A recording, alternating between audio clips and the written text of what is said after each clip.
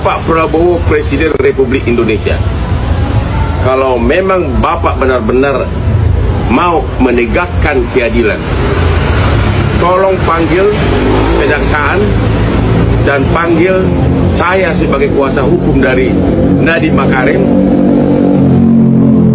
gelar perkaranya di istana, dan saya akan buktikan, satu, Nadiem Makarim tidak menerima uang 1 sen pun.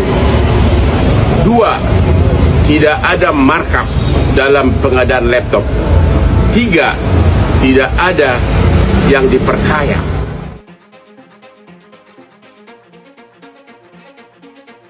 Kasus dugaan korupsi pengadaan Chromebook yang menyeret nama mantan Menteri Pendidikan, Kebudayaan, Riset, dan Teknologi Nadiem Makarim kembali menjadi sorotan publik nasional.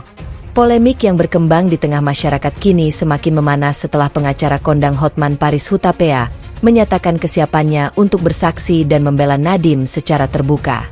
Pernyataan tersebut langsung memicu gelombang pro dan kontra di berbagai kalangan, mulai dari pengamat politik, aktivis anti korupsi, hingga masyarakat umum di media sosial.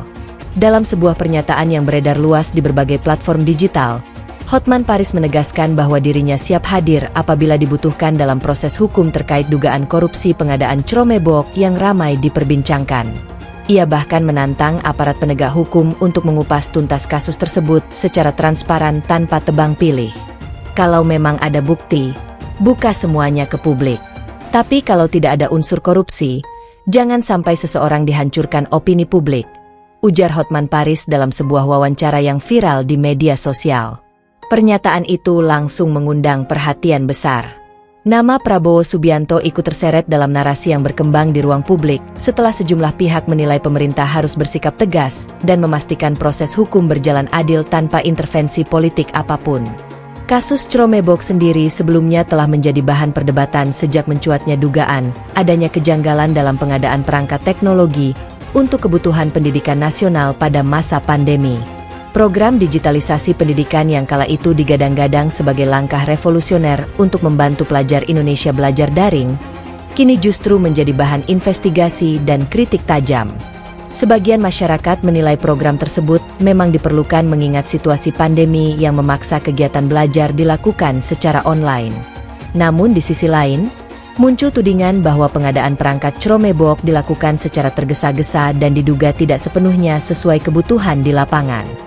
Di media sosial, tagar terkait kasus ini sempat menjadi trending topik. Banyak netizen terbelah menjadi dua kubu. Ada yang mendukung langkah hukum untuk mengusut tuntas dugaan korupsi, namun ada pula yang menganggap Nadiem Makarim hanya menjadi sasaran politik karena kebijakan-kebijakan besarnya selama menjabat menteri. Beberapa pendukung Nadiem menyebut mantan bos perusahaan teknologi itu sebagai sosok pembaru pendidikan Indonesia. Mereka menilai berbagai program digitalisasi yang diluncurkan pada masa kepemimpinannya telah membawa perubahan besar, terutama dalam mendorong pemanfaatan teknologi di sekolah-sekolah. Namun pihak yang kontra menilai proyek bernilai fantastis tersebut wajib diaudit secara menyeluruh demi memastikan tidak ada kerugian negara. Mereka menegaskan bahwa siapapun yang terlibat harus bertanggung jawab apabila ditemukan pelanggaran hukum. Kehadiran Hotman Paris dalam polemik ini membuat suasana semakin panas. Pengacara flamboyan itu dikenal sering menangani kasus besar dan kontroversial. Dengan gaya bicara yang lugas dan penuh percaya diri, Hotman menilai publik tidak boleh langsung menghakimi seseorang sebelum ada putusan hukum yang jelas. Ia bahkan menyebut bahwa dirinya siap membantu membuka fakta-fakta yang menurutnya selama ini belum sepenuhnya dipahami masyarakat. Pernyataan itu dianggap sebagian pihak sebagai bentuk keberanian untuk melawan arus opini yang berkembang. Jangan hanya membangun opini. Negara hukum harus bicara dengan data dan bukti, kata Hotman dalam pernyataan lainnya yang kembali ramai dibahas publik. Sementara itu, sejumlah pengamat politik melihat polemik ini bisa berdampak besar terhadap dinamika politik nasional.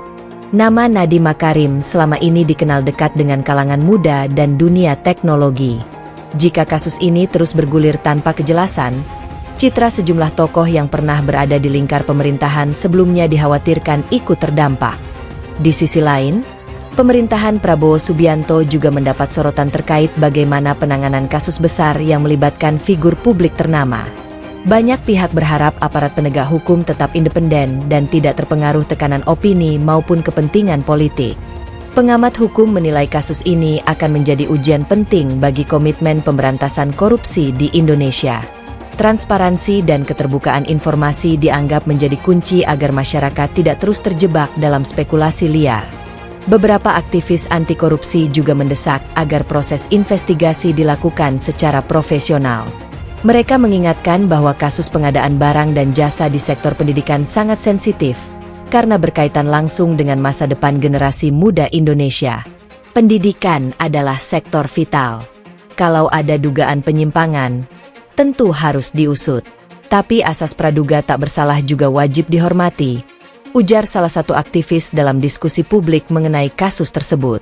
Di tengah panasnya polemik, publik kini menunggu langkah resmi aparat penegak hukum. Banyak yang penasaran apakah kesaksian Hotman Paris nantinya benar-benar akan dihadirkan dalam proses penyelidikan, atau hanya menjadi bagian dari dinamika opini publik. Situasi semakin menarik karena perdebatan tidak hanya terjadi di ruang politik dan hukum, tetapi juga di media sosial.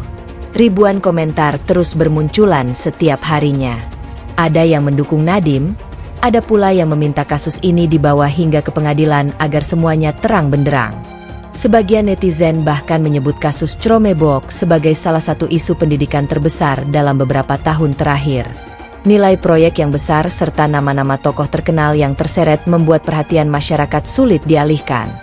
Meski demikian, hingga kini belum ada keputusan hukum tetap yang menyatakan Nadiem Makarim bersalah dalam kasus tersebut.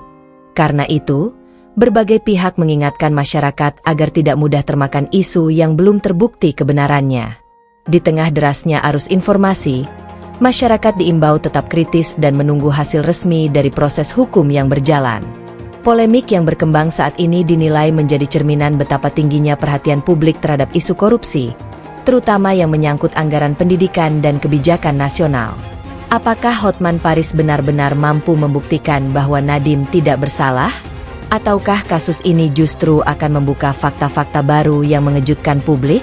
Semua kini masih menjadi tanda tanya besar yang menunggu jawaban dari proses hukum yang sedang berlangsung.